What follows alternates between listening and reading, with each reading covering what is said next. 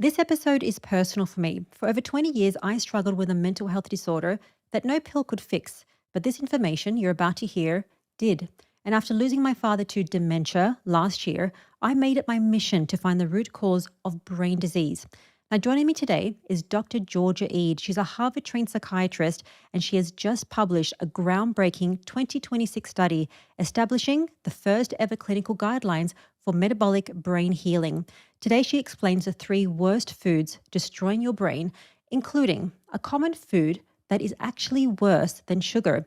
And she's also going to explain why high fat is actually the secret to fix a starving brain.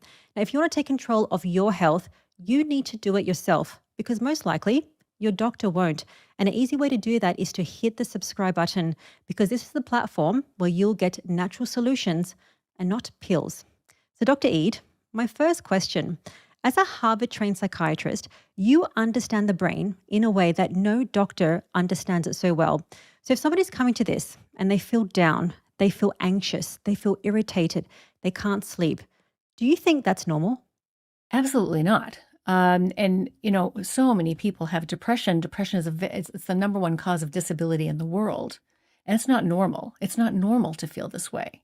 And so, and even more fascinating thing about depression is that if somebody comes to me with symptoms of depression, and I run through my checklist, this is what I was trained to do as a psychiatrist, run through my checklist of symptoms and see if you have enough symptoms for me to call this major depression. If you've had this many symptoms for this long, then I can say, oh, you have major depression. That actually doesn't tell you anything. It just tells you, just tells me that you have these symptoms. It doesn't tell me why. It doesn't tell me anything about what's causing it. And it doesn't tell me anything about what to do about it. So it's really just the beginning of the conversation, not the end. But what normally happens when you go to see a psychiatrist is you are asked these questions, you are diagnosed with major depression, and then you are given a treatment plan, often without any further investigation into what might be causing those symptoms. Absolutely. And it's not just people just feeling down, it's also feeling down, but then feeling really nervous and anxious all the time. I know I faced this before I started a higher fat carnivore diet. So if somebody's feeling like that, they just feel nervous every day. Everything is just like a big deal. They feel worried. Is that a normal pattern of behavior to feel? Well, I mean, anxiety is an important serves as an important biological function. So, for example, if you have a 2-year-old and and they run into the street, your system is supposed to be activated. You're supposed to be worried. You're supposed to be paying attention. You're supposed to be vigilant about certain situations in your life so that you can respond. You're supposed to be thinking ahead about things that might go wrong, but to a certain extent. So without anxiety, we a lot of our motivations to do things would be lost. So it's an important part of our ability to function normally. But then just like everything in mental health and psychiatry, it exists on a spectrum from normal to abnormal. So if you don't have any anxiety at all, then you don't do anything. You don't take care of anything. You don't function. If you have too much anxiety, you are paralyzed and you also don't do anything because anxiety is about worrying about things that haven't happened yet. And so if you worry about every single thing that hasn't happened yet, you are going to be paralyzed with anxiety because you'll be flooded with and overwhelmed with images and ideas and thoughts about all of the possible things that could go wrong in your day. And they're really countless. So, and this is debilitating. And there are people who live this way. And so this is not normal. So, like everything, it exists on a spectrum from useful and functional degree of anxiety, healthy anxiety, to paralyzing excess of anxiety, and even the complete lack of anxiety. If you are over medicated for an anxiety disorder, you won't function at all. You won't feel anxiety, but you also won't be able to function. I didn't know that. Because we always think about anxiety being like worrying too much and overthinking and feeling nervous and stressed. But it's plausible that there is the opposite effect of just not feeling anything at all because you're over medicated. I want to turn our attention to your work, which is your book, Change Your Diet, Change Your Mind. And that goes into the topic of foods. I want to ask you, how bad is too many carbohydrates for the brain? So it depends on what types of carbohydrates and how much and who we're talking about. So many of our ancestors for many hundreds of thousands of years, many of them consumed high carbohydrate diets, but they were not the kinds of carbohydrates that we eat today. And so there were many cultures which subsisted on relatively high carbohydrate diets, but those carbohydrates came from things like starchy root vegetables and fruits and things like that. And those cultures, those people were much healthier than we are today. So I don't necessarily believe that simply eating too much carbohydrate can damage the brain in the ways that we see our mental health deteriorating today. But what I would say is that if you eat too many of the wrong carbohydrates too often and your blood glucose and insulin levels are running too high too often, then your brain could be in serious trouble because high blood glucose and high blood insulin are really a deadly 1-2 punch for the brain. High blood glucose means high brain glucose. The higher your blood sugar, the higher your brain sugar. And the brain, yes, it does need a little bit of glucose, but it doesn't need very much. And if it gets too much, that extra glucose will literally stick. It will stick to important components of the brain, lipids and proteins and DNA and everything else, and kind of caramelize them into these crippled clusters called advanced glycation end products. These are affectionately known as AGEs, which is a good name for them because they're also responsible to a large degree for premature aging of the brain, AGEs. And so too much glucose you can have too much of a good thing. Too much glucose is bad for the brain. But too much insulin is also bad for the brain because the more insulin you have in your bloodstream, the more insulin resistant your brain can become. And that becomes harder and harder for insulin to cross into the brain. So then what you've got is a situation where your brain can be swimming in a sea of glucose and still be slowly starving to death because there isn't enough insulin that's able to come in. So you've got this high brain glucose, low brain insulin situation. This is not normal. This is not healthy. And this chokes off slowly over time the brain's energy supply. So, if somebody has elevated blood glucose levels, you're saying that can also show up in the brain. So, you have high glucose in the body, high glucose in the brain. If you have high glucose for a long period of time in the brain, could that lead to serious brain conditions like Alzheimer's? Absolutely. So, in fact, Alzheimer's for almost 20 years now has been referred to by many scientists as type 3 diabetes.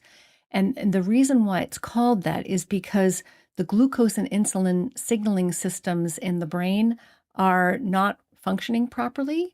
And if your glucose metabolism and insulin signaling aren't functioning properly in your brain, that is all you need to lay the groundwork for all of the problems that we see in the Alzheimer's brain.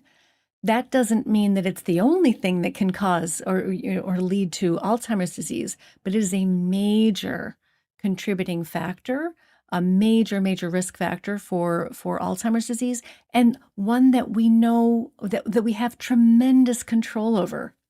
All you have to do to get your glucose and insulin levels under control is control your carbohydrate intake and eat a healthy diet and not eat too much and eat the right times and so forth. We know how to change your lifestyle to get your glucose and insulin levels under control within a matter of days.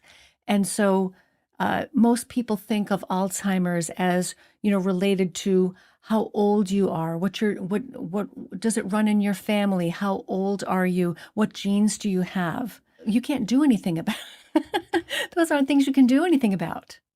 So you can't do anything about how old you are. You can't do anything about, the genes that you inherited or what runs in your family. But you can do a tremendous amount about your glucose and insulin levels.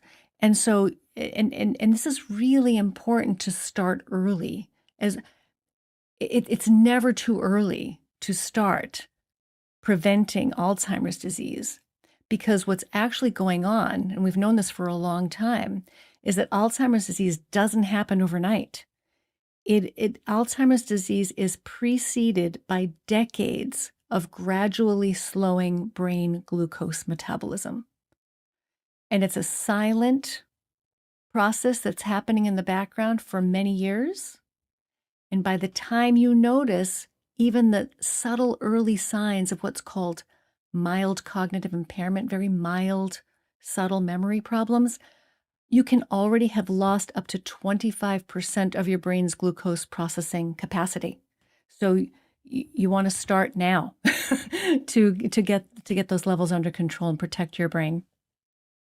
That is mind blowing. I don't think people understand, just having elevated blood glucose, it is not just catastrophic for your brain, but it's catastrophic for your whole body. So by the time that you get diagnosed with Alzheimer's, you've lost already 25% of your brain, and therefore it becomes harder to prevent it or reverse the damage that has been done. I want to turn our attention now to a new paper that has just been published in 2026. It's just a few weeks ago.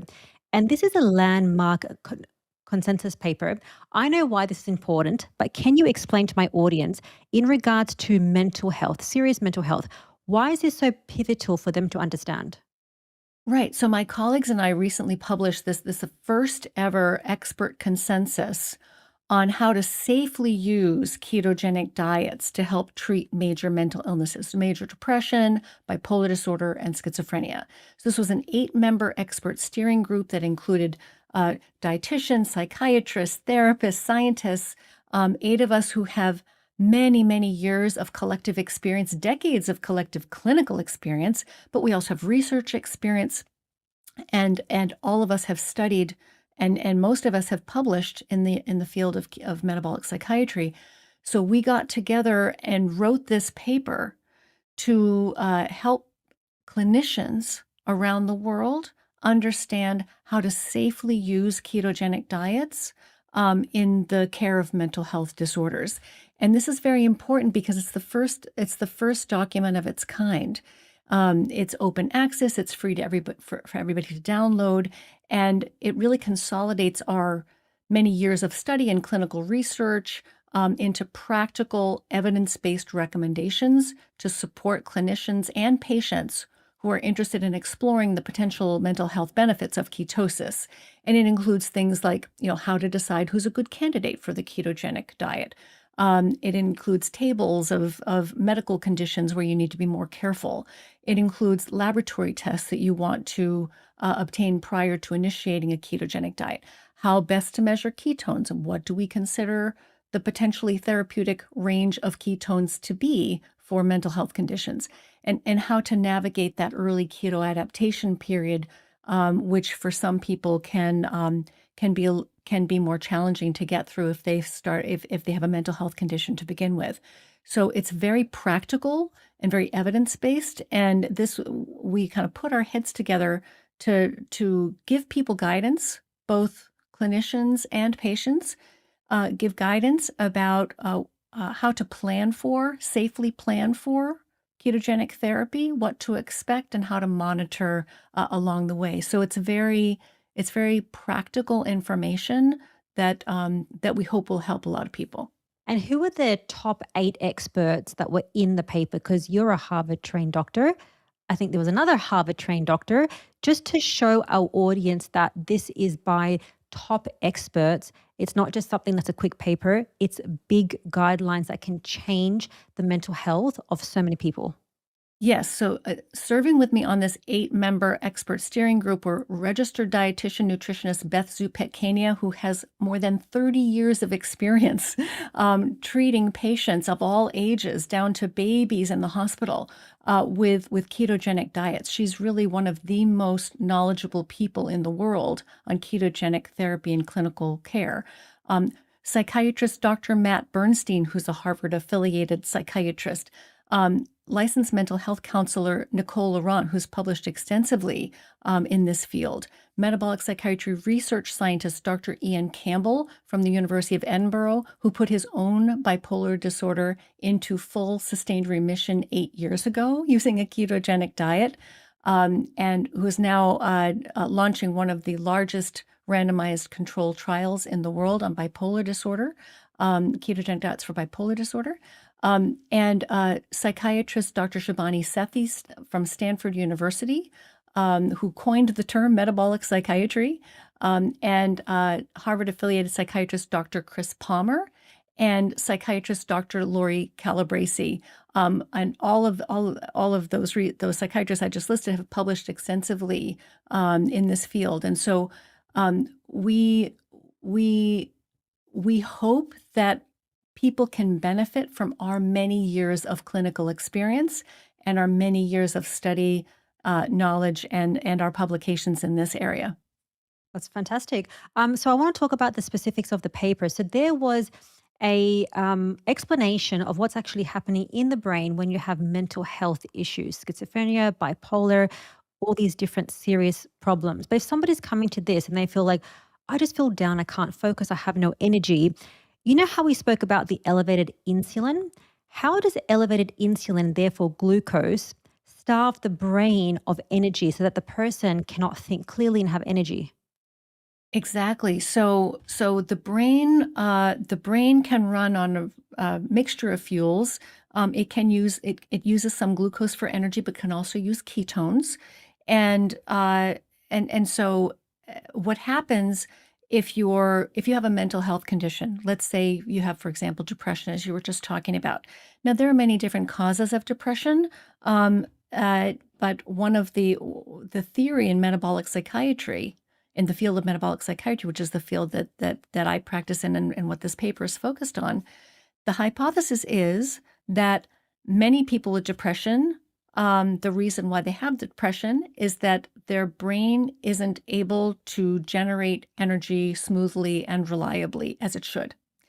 And whether it comes from glucose or somewhere else, it's having trouble generating energy reliably. And the brain must be able to access smooth source of energy reliably and steadily 24/7. It's a very energy hungry organ. Despite being only 2% of the body's weight, it demands 20% of the body's energy supply. That's because it's an electrical organ. It needs a lot of energy. And so if it can't access energy reliably, many different things can and will go wrong. And so for some people, that will be depression. And if you think about the symptoms of depression, low energy is one of them, difficulty concentrating, feeling very tired, and sometimes irritability, and lack of appetite often, lack of motivation, lack of interest. These are all signs of a low energy brain. Now, if your brain is not able to utilize glucose properly, if your brain has lost some of its ability to turn glucose into energy, then you may experience symptoms of depression. It really depends on your vulnerabilities. So for some people, if the brain has an energy deficit, they may get depressed. For other people, they may develop memory problems. For other people, it may be that they develop bipolar disorder. For other people, it may be schizophrenia. For other people, it may be an anxiety disorder or obsessive compulsive disorder. It depends on what you're vulnerable to. And this is where your genetics and your family history and your lived experience to that point come into play. But it's going to look different for different people. But one of the theories about depression and metabolic psychiatry is that it is an energy shortage. And so if your brain has lost some of its ability to turn glucose into energy, then your only hope really in that situation is ketones, because ketones cross the brain easily, and they can bridge that energy gap. If you give the brain more glucose, you might think, well, My brain is having trouble burning glucose for energy, so why don't I just give it more glucose? Why don't I just eat more sugar? Why don't I eat more carbohydrate, more rice, more beans, more pasta, um, more potatoes? The problem with that is that the more sugary your diet is, sugary and starchy your diet is, the harder it becomes for your brain to use glucose for energy. Because when you flood your system with too much carbohydrate, you're also flooding your bloodstream with too much insulin. And so the glucose is still going to waltz into the brain, no questions asked. Yes, you have given the brain more glucose, but the brain can't turn that glucose into energy um, to full capacity or properly without adequate insulin. So the more insulin you flood your system with, the more you bombard the surface of your brain with insulin, the more insulin resistant the brain becomes, and then the brain will then have plenty of glucose, but not enough insulin to be able to process that glucose. So the beautiful thing about ketones and the ketogenic diet is that ketones will cross into the brain beautifully, but they burn beautifully in a low insulin environment. They burn best in a low insulin environment. And so ketones are if they can then bridge that energy gap. So most of the brain's operations, about 70% of the functions of the brain can run on ketones. The rest still need to be ideally fueled by glucose, but now you can rely a lot less on glucose, and you can let the ketones do most of the heavy lifting, because they don't need that constant supply of insulin coming through. So ketones are really the ideal supplemental fuel source for the insulin-resistant, insulin-deficient brain. Brilliant. So if every doctor would just say, hey, you're not feeling well, you have low energy, you have anxiety, depression, et cetera, how about we boost your ketones as opposed to just prescribing a pill? That might be a better viable option. Not saying that pills or the medicine that doctors are prescribing is not correct. It's just the diet adjunct approach, which is what your book talks about, is so important. I want to ask about the worst foods that people are eating that's destroying their brain, because you mentioned them earlier: rice, potatoes. But people still think that these healthy foods are great for their brain, but it's slowly destroying them. How bad is oatmeal? If you eat that every day and other sugar, is that good for the brain or bad for the brain? Honestly, the grains, if you had to pick one food group to remove from your diet, if you ask me, it would be grains of all kinds: oats, wheat, corn, rice, etc. And I mean, I know that we're told that, grains are the holy grail of health, that you are supposed to base your diet on whole grains and legumes. But honestly, I cannot think of a worse food group to base the human diet on. There is absolutely no biological reason to consume a grain. These are the least nutritious and riskiest foods you can turn to. They're extremely poor in nutrients. They're extremely high in what are called anti-nutrients, so they make it very difficult for us to absorb and utilize a variety of different nutrients, particularly minerals, which the brain requires to function properly. And they're largely carbohydrate. They're mostly carbohydrate, and not that carbohydrate, again, not that carbohydrate in and of itself is necessarily bad. It's just that you can, if you really want to get carbohydrate in your diet, there are much safer places for it to come from than from grains. Grains are really not suitable for human consumption. They really are almost all risk and very little benefit, unless you have no other choice. And there are places in the world where people do not have another choice. Unless you have no other choice, I would avoid grains entirely. They are Because they are members of the seed, because they are seeds of plants. They are very heavily defended. They contain embryos, plant embryos. They're very heavily defended. So that's where all of the plant toxins and defensive molecules and anti-nutrients are. And so these are the most heavily defended of all of the parts of a plant that a person can eat. So, and there really is nothing in a grain that some people think there are healthy things inside grains. If that's what you believe, then there are plenty of other places where you can get those same things without all the risk. There's nothing that you need to get from a grain that you can't get elsewhere. There's no reason to eat them unless you have no other choice.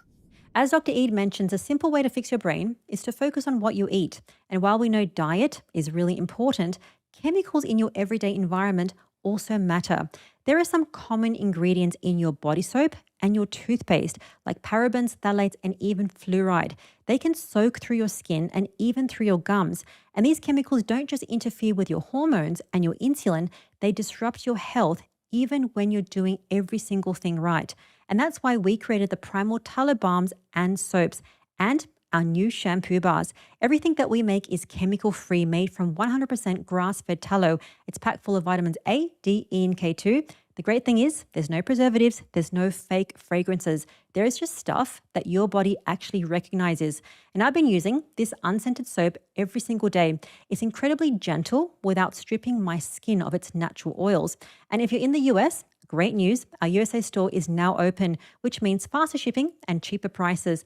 And for the next 14 days, get up to 30% off our new shampoo bars and body wash. Just head to theprimal.com/shampoo or use code shampoo at checkout. There's also a link in the description.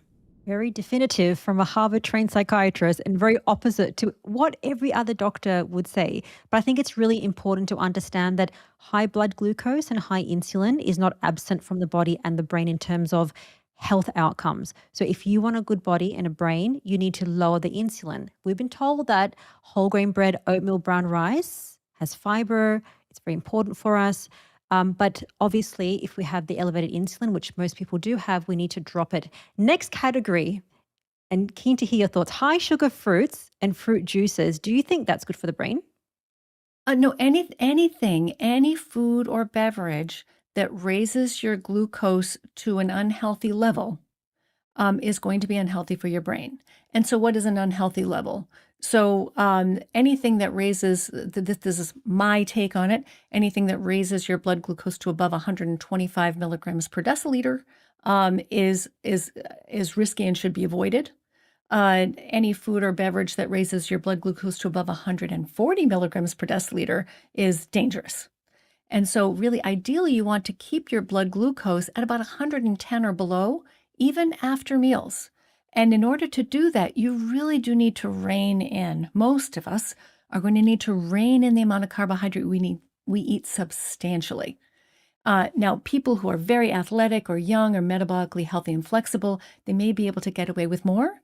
But most of us have so much metabolic damage that we've accumulated over the years. We need to bring our carbohydrates down considerably and often to a ketogenic level. And so, what your personal carbohydrate tolerance is for optimal health it's going to vary from one person to another. But I will say this, that there is no biological requirement for carbohydrate for any human being, and so you can't go too low, but you can go too high. And so we do need all of our cells, our bodies do need glucose, but that glucose does not, the brain in particular, the brain does need some glucose at all times to function at its best. And so people would always would say to me, well, Dr. Eid, I need glucose. How's my brain going to operate without glucose? I said, well, you don't have to worry about that because Mother Nature's taken care of that for you. And so there are two places you can get glucose. One is from outside the body, from foods you eat. This could be, fruits and vegetables and so forth. But the other place is from inside the body. Your body has the ability to generate glucose from scratch, from protein and fat. And that's called gluconeogenesis, making glucose from scratch. And I would actually argue that it's safer, that it's preferable to make your glucose yourself rather than chance it by taking it in from outside your body, because it's hard to know exactly how much is safe without going over your limit.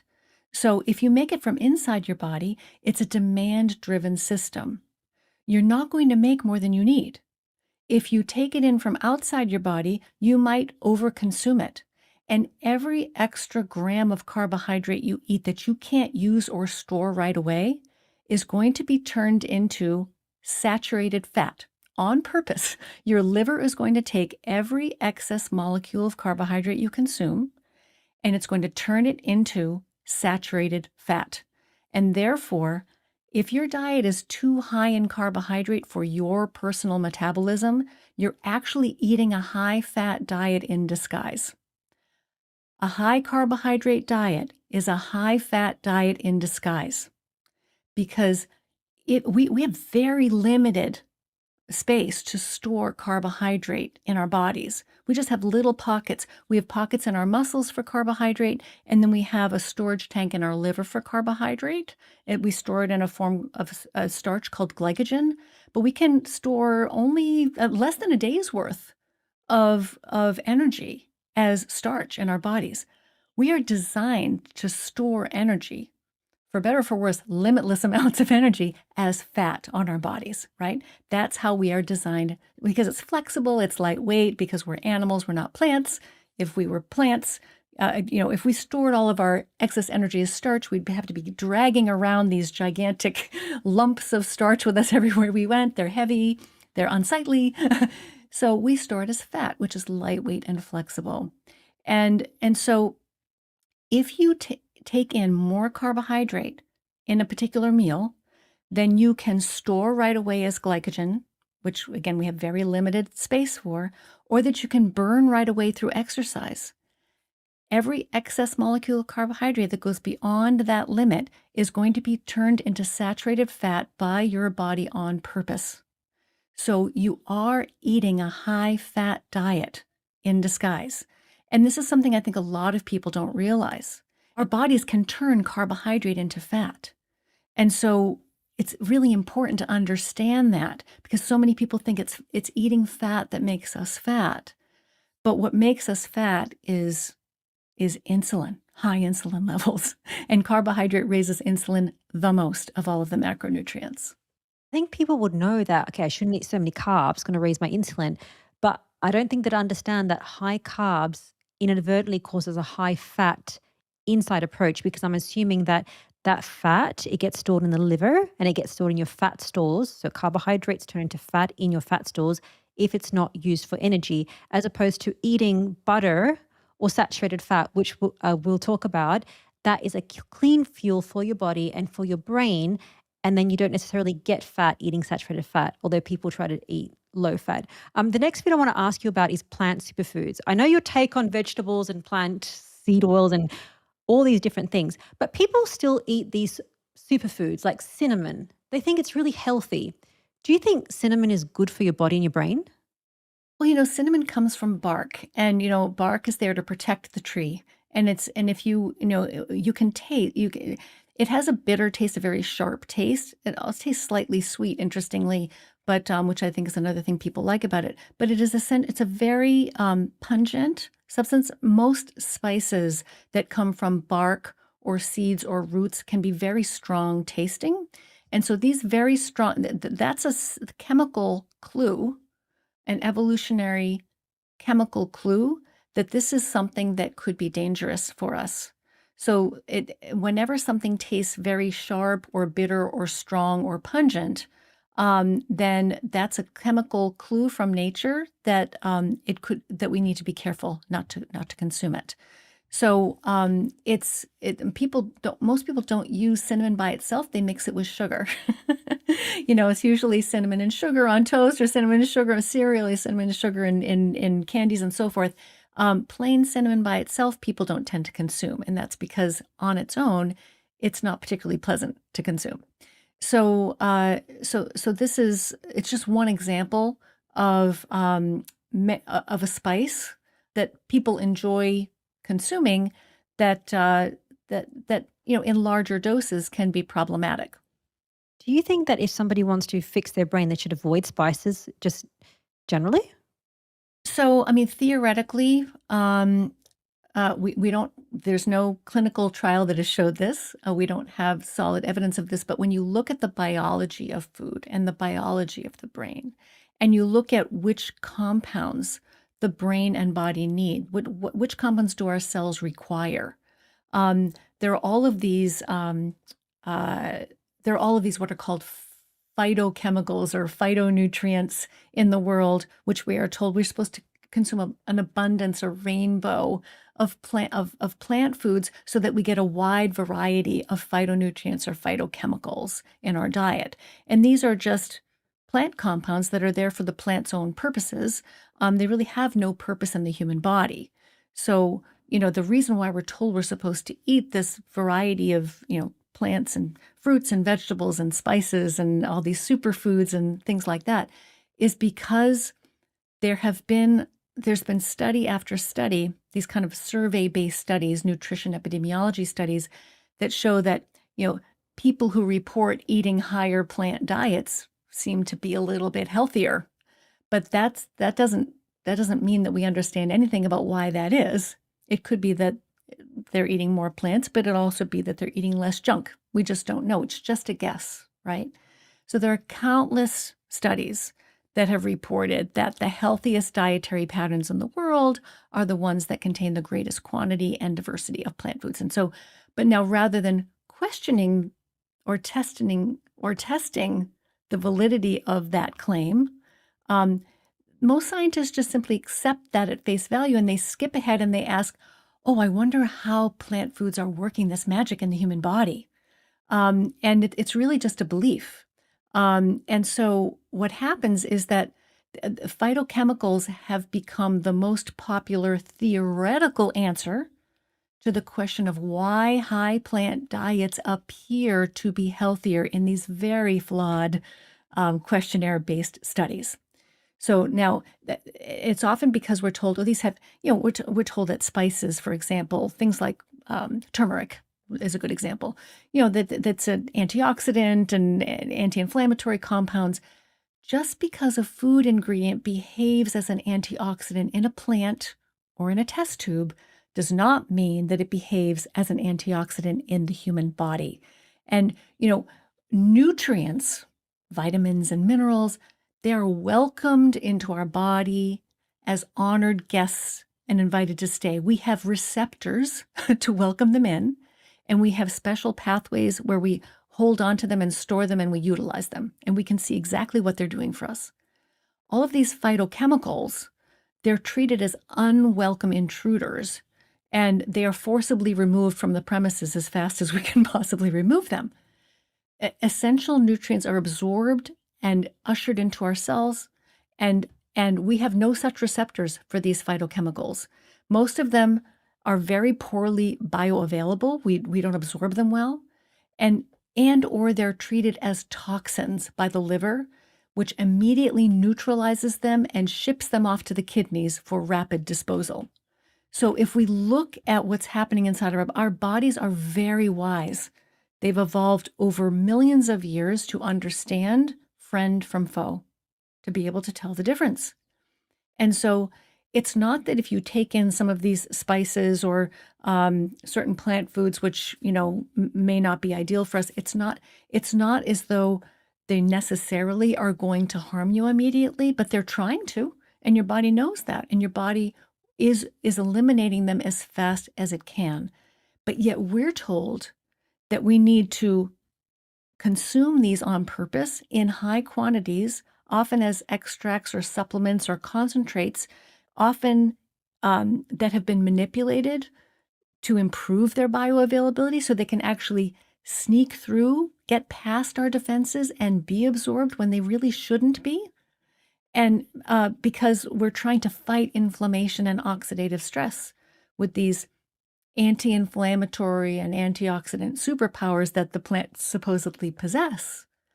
But the problem is we have our own antioxidant and anti-inflammatory defense systems in our own bodies, and they don't need any help from these plant molecules. And the less we interfere with those pathways, the better off we are. Our body is designed to heal. It's designed to fight inflammation. It's designed to keep oxidative stress in balance. We have our own antioxidants. Our cells make their own antioxidants. And so we have to trust that if we eat the foods that actually nourish us and let our body take care of the rest, that we can trust our bodies to heal. We don't need to try to manipulate and interfere with these pathways that evolutionarily have protected us for millennia. I think that would be the most important thing for somebody to take away from this episode, which is don't put the crap in. You can fix your body inside by doing the natural way, which we're going to talk about right now. So, referencing that study in 2026, a few weeks ago, it talks about ketones as the rescue fuel. So, if somebody wants to boost ketones, do you think eating more fat and doing high fat is good? Yes, so ketones are what they are is okay, if you so ketones are ready to burn fragments of fat. So and you can only make them if your insulin levels are nice and low.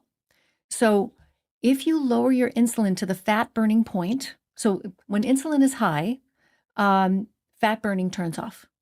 When insulin is low, fat burning turns on.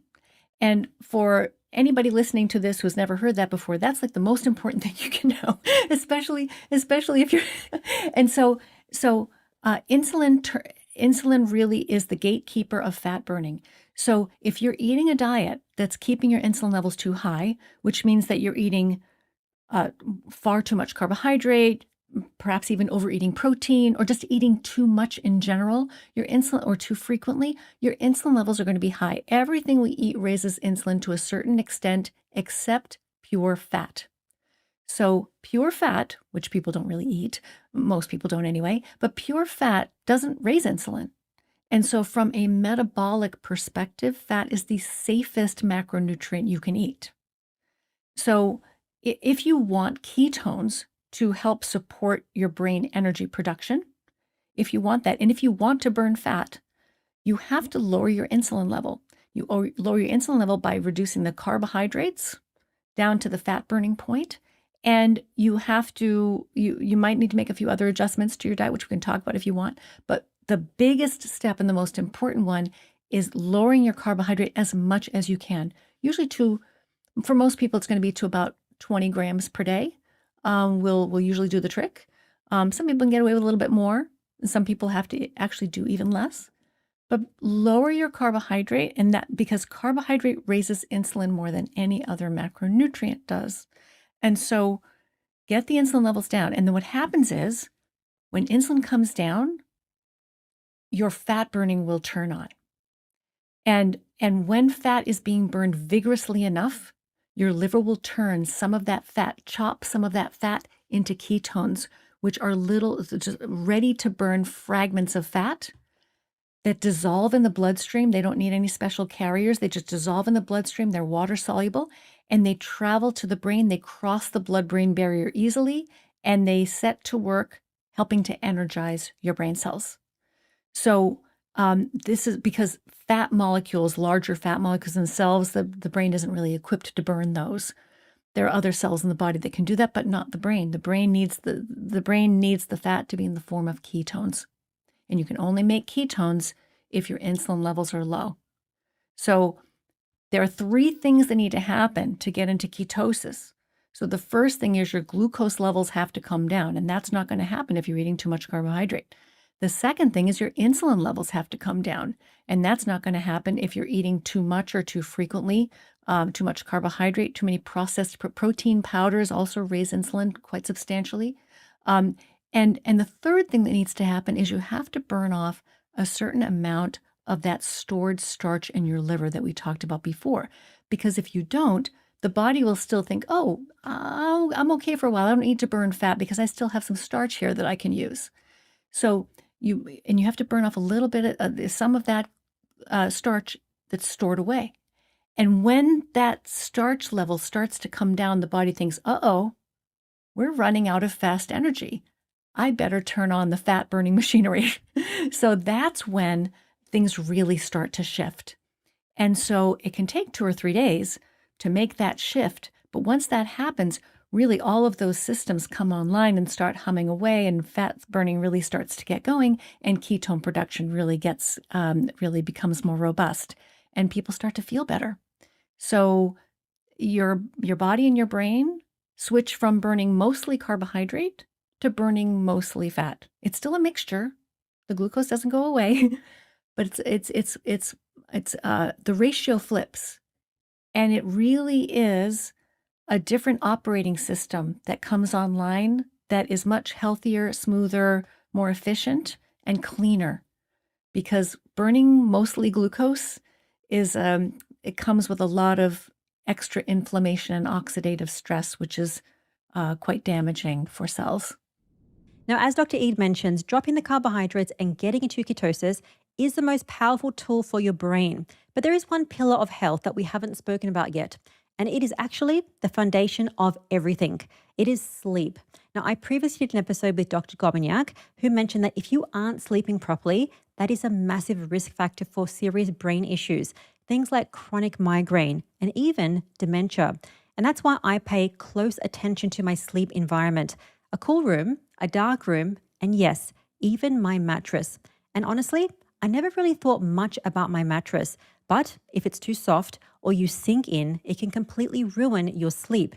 And I struggled with this until I came across Helix Sleep, who are today's paid partner. Now, Helix isn't like your average mattress brand. They actually personalize your sleep surface for your body and your sleep style. This is how it works. You take a quick sleep quiz about your height, weight, and how you like to sleep, and whether you like soft or firm. And Helix matches you with a mattress that is built for you, not something that is off the rack. And I did the quiz, and my result was the Helix Twilight, their firmest memory foam mattress. And since I've switched, my deep sleep has improved significantly. I not only wake up feeling fresh, but I've even noticed more energy during the day, and my sleep score has actually improved. And the results are backed by data. In a Helix Whisper sleep study, 82% of people experience more deep sleep. But here's the best part. You don't have to worry if it's not the perfect fit immediately, because Helix offers a 120-night risk-free trial. So you can try it at home, and if it's not the right fit, you can return it. No questions asked. So if you've been thinking about upgrading your sleep, especially if you share a bed or you know exactly how you don't want your mattress to feel like, Helix makes it simple. Visit helixsleep.com/primal to take advantage of their weekend flash sale exclusive partner offer and get 27% off store-wide. And thanks to Helix Sleep for sponsoring this episode, because sleep is the foundation of great health. Let's play a game. I'll give you some foods and you tell me, is this good or bad for the brain and your energy? Just yes or no. And they're basic. And it's so that people can understand what less than 20 grams of carbs a day is, because it's not much. So you ready for my first food? I'm ready. Do you think butter is good for the brain? Oh, you would have to start with dairy, wouldn't you? What's wrong with dairy? It's complicated. Butter, it's Dairy is good. complicated. So I have complicated thoughts on dairy. But dairy fat is different from other types of animal fat, just as dairy proteins are different than other animal proteins, and dairy carbohydrates. Dairy macronutrients are unique to dairy, and so I know some people do very well with them, but many people do not, in my experience, do well with dairy fat as opposed to other types of animal fat. So I know you wanted a yes/no answer, but I can't give you one. Doesn't matter. But do you think that generally out of all the dairy that people tolerate butter better? Because I've seen that a lot. 100% is absolute. This is absolutely true. Butter and ghee are the best tolerated dairy products on the planet. So do you think that if people eat more butter and ghee, that's really good for brain health and their energy? Potentially, depending on who you are. Oh, Dr. E, just so I'm like sorry. diplomatic. I just No, that's okay. Let's go to a green food.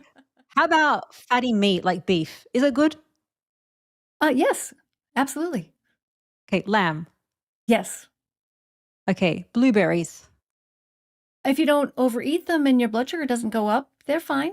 They don't have any special brain healing power, but they're fine. No antioxidants in blueberries that we have to have? No, those are for the blueberries' own selfish purposes. Oh, bastards. Okay. What about like a green apple? Because doctors say to eat an apple a day. Is that really good for us? It depends on who you are and what's your carbohydrate tolerance. What's happening to your blood sugar after you eat that apple? Because an apple has about 20 grams of carbs. So if it's a lot. It is a lot, but it depends on who you are. Again, wear a glucose monitor. If you want to know whether a food is bad or good for your brain from a metabolic perspective, wear a continuous glucose monitor and see what's going on after you eat that apple. Because if you've just gone for a run, or if you just lifted some weights, your glucose might not budge. But if you're older, have prediabetes or metabolic syndrome or insulin resistance or sedentary, that your glucose could go up to 180 after eating an apple. So, and that's not good. So it really depends on what's going on with your blood glucose level.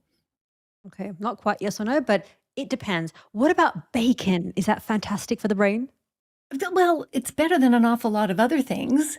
The only reason that I know the only reason that that I hesitate around the processed meats is because some people have issues with cured meats, histamine intolerance, and can feel kind of logy or even anxious after they consume processed meats. So there's that caveat. Okay, so far you like butter and ghee, but you don't like other dairy. You like fatty meat, including beef and lamb. Bacon is an iffy. Fruit is if you can tolerate it. If people exercise, they probably don't exercise. What about sardines and eggs?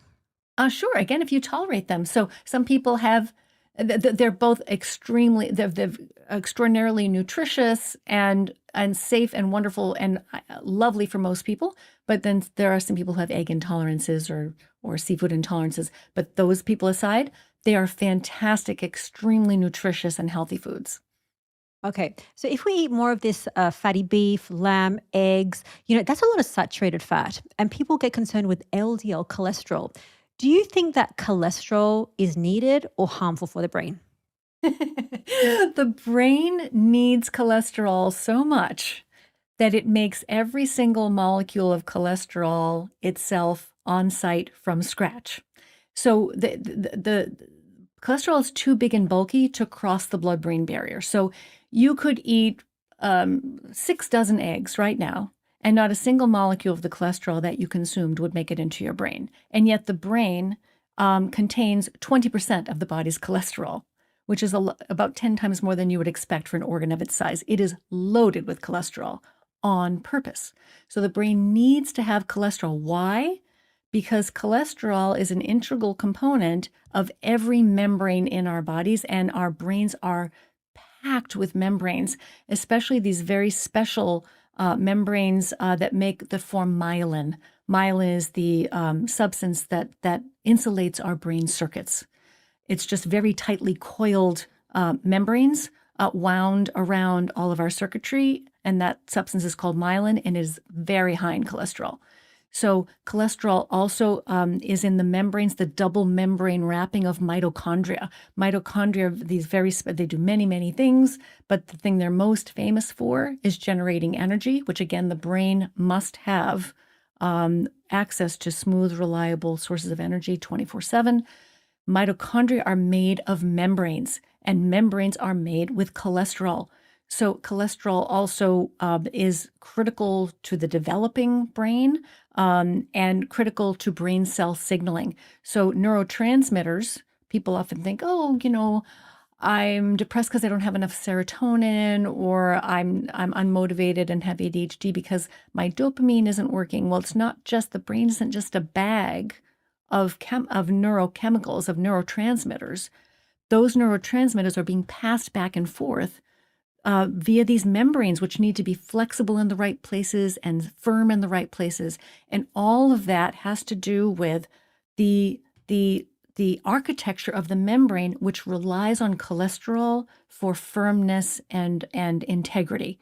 So the synapse where neurochemicals are being passed back and forth, like serotonin and dopamine, if you don't have enough cholesterol, those will not function properly, even if you could have all the dopamine and serotonin in the world, but you wouldn't be able to pass them back and forth between brain cells. So the brain makes all of its own cholesterol on site from scratch. And, why would the brain go out of its way to make something that's bad for you? It wouldn't. It's really smart. It's a brain.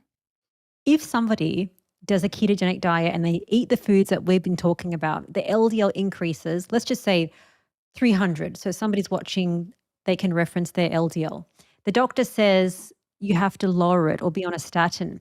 My question for you is, do you think that this push for lower LDL has contributed towards more poor memory, focus, concentration, and brain problems?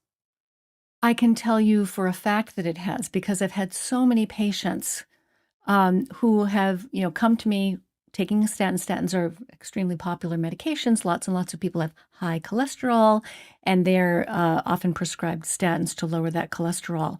And so I've worked with many, many, many patients who've taken statins, and I have countless stories of people who have brain fog, difficulty concentrating, poor memory, and a lot of other side effects that statins can cause. And one of the big ones, of course, a lot of people know about this is muscle pain. And so, statins are like all drugs, statins are designed to interfere with normal human biology. They are toxins that we exploit for their side effects, right? The statins are interfering with a pathway inside cells that builds many important molecules, not just cholesterol. So when you take a statin, you are causing all kinds of problems, including in your mitochondria. So the reason why people are told to take statin medications with a CoQ10 supplement is that statins interfere with the pathway that builds CoQ10 molecules. And CoQ10 is it's a mitochondrial component. Your mitochondria can't function without CoQ10. And so essentially statins are a form of mitochondrial poison, and therefore they are interfering with all kinds of healthy functions of mitochondria, which are critical to normal cell function and brain energy production. So they also increase your risk for type 2 diabetes. They can cause muscle pain. They can cause problems concentrating and with memory. So I've had patients who have stopped their statin, and within days, they feel clearer. They're able to, their word finding improves, their vocabulary expands. They feel that they're sharper. And so this wasn't dementia. Dementia doesn't go away in a few days. This is a drug side effect. And so now the problem with statins is that the minuscule, questionable potential benefit that they may offer for small numbers of people in very specific circumstances who have already had heart attacks, I think that is dwarfed by all of the very real, very well established risks associated with these drugs. And so we shouldn't be interfering with the body's ability to make cholesterol. It doesn't make any sense. The body makes cholesterol for a reason. And so we want to understand if you have high cholesterol, you don't want to stop and say, okay, let's bludgeon it into submission with the medication. That's where you want the thinking to begin. Okay, why is your cholesterol high? What does it mean? What does the rest of the picture look like?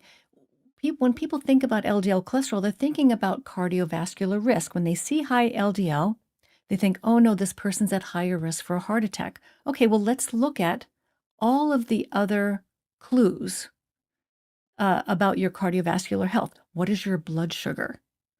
What are your triglycerides? What is your HDL cholesterol? What is your blood pressure? Do you smoke? Are you overweight? Are you sedentary? Let's look at all of these other things that impact heart health to a much greater degree than LDL ever thought of being able to do. LDL is a very minor, weak risk factor for cardiovascular disease, and taken in isolation, in my opinion, tells you virtually nothing about cardiovascular risk. There was a study with about 140,000 patients who had just been admitted to a hospital with their first heart attack. Almost half of them had a very low LDL cholesterol level, lower than what was recommended at the time. And so therefore, it was essentially a 50-50. It was essentially a coin toss. Whether you're going to have a heart attack, you could have a high LDL or low LDL. It really didn't make a difference.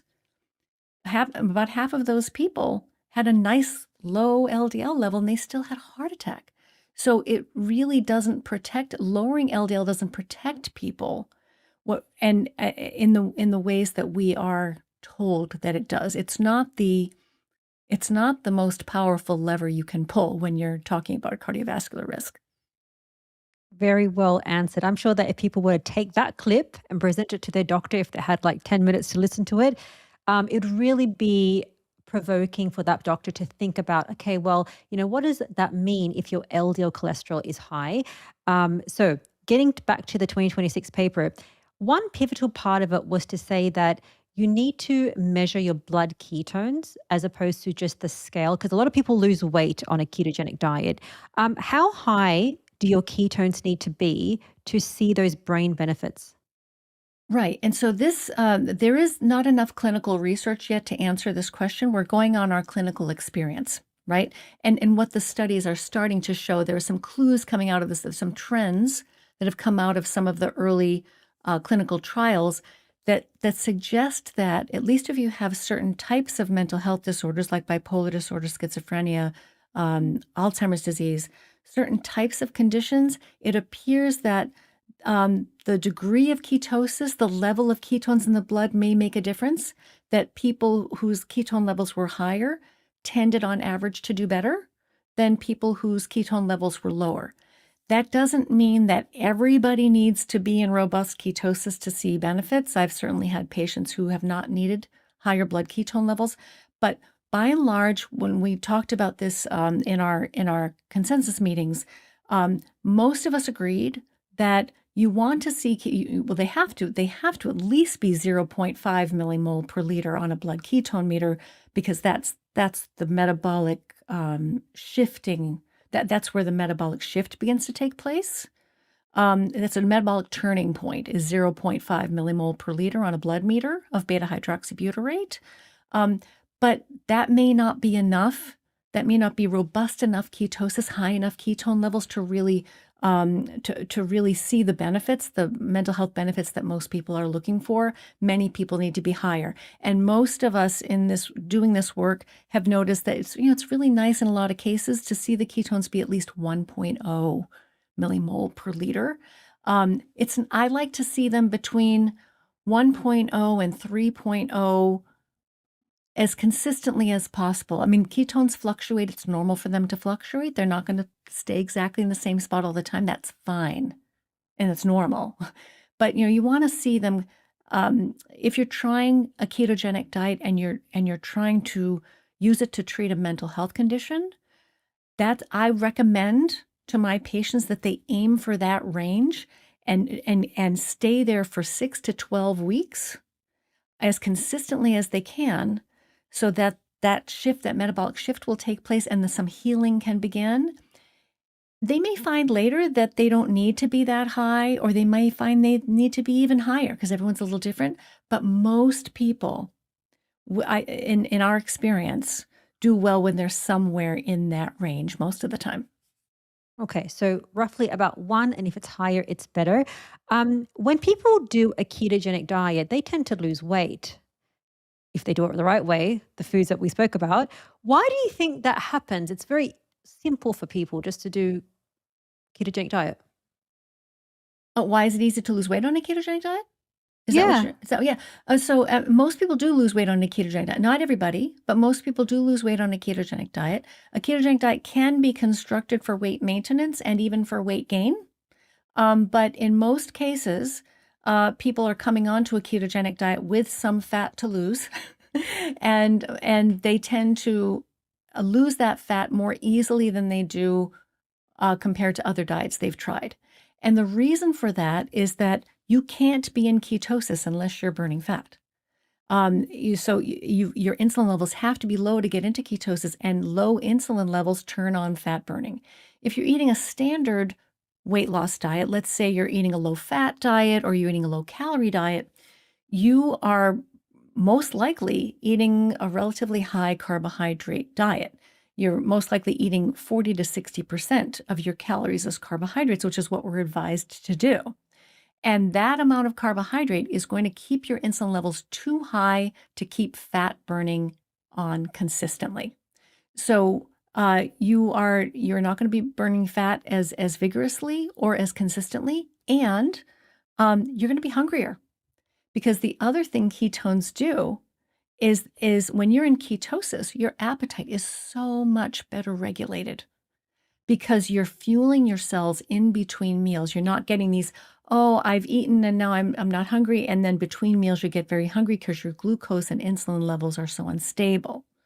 On a ketogenic diet, your insulin and glucose levels smooth out and you feel satiated in between meals, and your cells are energized because they are drawing from your fat stores in between meals rather than looking for more carbohydrate in between meals. Amazing. So the brain benefits, you can lose weight and feel better. You also co authored another paper, which is called The Ketogenic Diet is Not for Everyone in 2025. Who is the ketogenic diet not good for? Well, the reason why, so the lead author on this paper was Dr. Damian Dinka, and he's a Polish scientist, and I've done some collaborative work with him and other Polish scientists and physicians recently. It's been a really nice collaboration with Dr. Lukasz and Dr. Mateusz Rodson, for example, who are metabolic health advocates and physicians in Poland. And so this paper was the first author was Dr. Damian Dinka.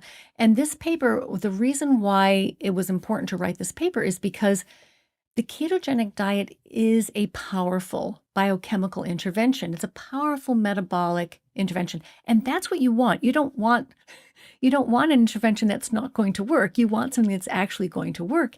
And but because it's a powerful intervention, so what it does is it can lower glucose levels very effectively and very quickly. It can lower blood pressure very effectively and very quickly.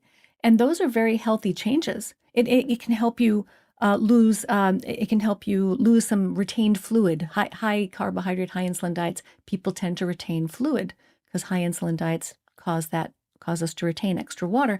So it can help. If you can feel you can lose blood pressure, blood sugar, electrolyte and fluid balances will change when you start a ketogenic diet. Many physiological changes happen quickly, and these are healthy changes. But if you have a pre-existing health condition or you're taking certain medications, that transition period can be dangerous. Because so let's say, for example, you're taking a medication that lowers blood sugar. Let's say you have type 2 diabetes and you're taking a medication that lowers blood sugar. And now you've just added a diet that also very effectively lowers blood sugar. Now what you've done is you've got two interventions that are trying to lower your blood sugar, and you could very quickly, within 24 hours, end up in dangerous hypoglycemic territory.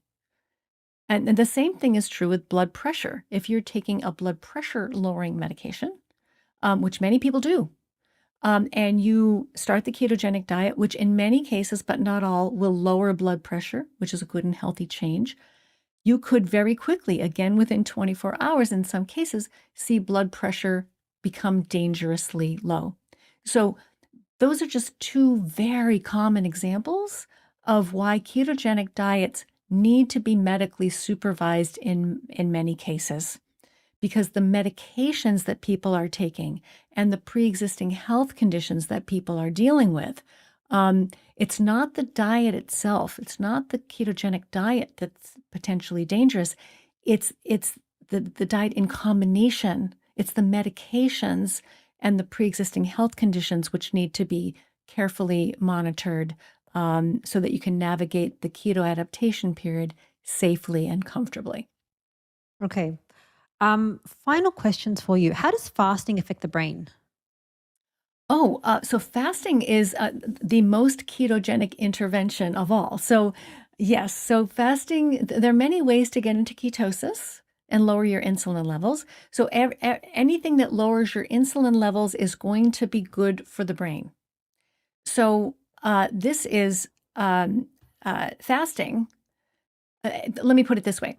Every food we eat raises insulin to some extent, as we talked about before, with the exception of pure fat, which people don't tend to eat for a meal. But every food we eat raises insulin to some extent. So nothing drops insulin more efficiently, more quickly than fasting, than not eating anything at all. So fasting drops insulin like a stone. So if you're trying to get into ketosis, fasting is one of the fastest ways to do that. Now, that also means that it can be the most dangerous way to start a ketogenic diet if you're taking certain medications or have certain health issues, and you're likely to get a lot more keto flu symptoms if you plunge yourself into ketosis using an extended fast. But yes, so when you fast, you will eventually go into ketosis. And when you go into ketosis, lots of healing pathways and repair pathways and recycling pathways and maintenance pathways turn on in the brain that otherwise don't get a chance to operate.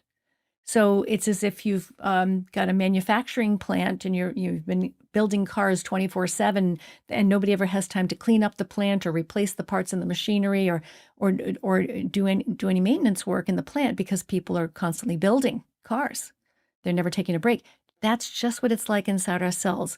We have to take breaks from food processing in order to recover and heal and maintain and recycle and do all the cleanup work in between food processing. But most people are not doing that. Most people are eating 6 times a day. And so the brain never gets a chance to heal. Those pathways need to quiet down, and the insulin levels come down when we're not eating, and all of those healing pathways turn on. And that's exactly what you want to happen. And you want that to happen on a regular basis. And for most people, it's happening very infrequently, if at all. If somebody is just doing a carnivore diet, but they have dairy, they have some snacks, they try to do like fasting, but they don't do it that often. Do you think that's enough? Is carnivore enough to fix the brain? It certainly can be. So I mean, it depends on what's wrong with the brain to begin with, right?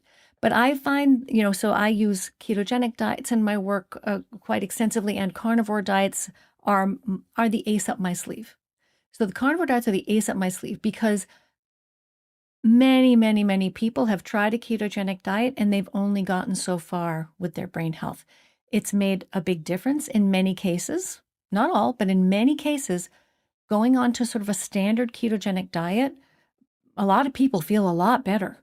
And some people feel all the way better. And that's amazing.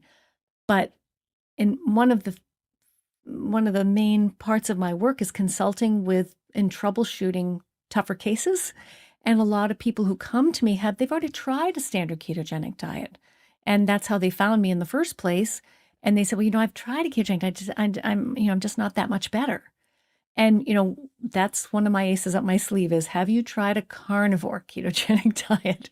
Because there are so many potentially problematic foods in a standard diet, whether it's ketogenic or not, that can interfere with optimal brain function or that can cause inflammation, that can interfere with thyroid health, that can have neurotoxicities, interfere with mitochondrial health, and gut health. There are so many culprits in the plant world, and in dairy, that can cause problems for people. And so ketosis is a really powerful lever you can pull because that's going to change the way your brain produces energy, and that's going to be amazing. But it often or sometimes doesn't go far enough. So that's where a lot of tweaking and troubleshooting comes in. And the most efficient troubleshooting strategy I have at my disposal is a carnivore ketogenic diet. Very, very good. If somebody wants to do this today and they're like, oh, I eat so much crap, you have no idea, Dr. Eat. What is the one thing, like the one thing that they should avoid right now, stop right now to really fix their brain? If they just pick one food to stop, Yeah. wheat. Oh, worse than sugar? Oh, yes. Oh, yes.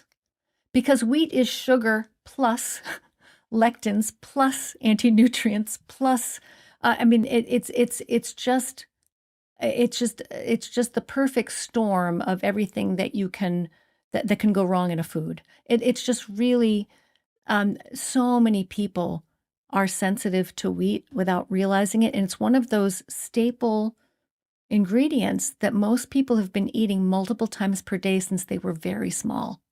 And most people do not realize how much harm it's causing. People often feel so much better when they remove it. If you only had to pick, I would choose wheat over sugar any day if I had to pick one thing to remove from the diet. Because wheat contains sugar, but that's not all it contains.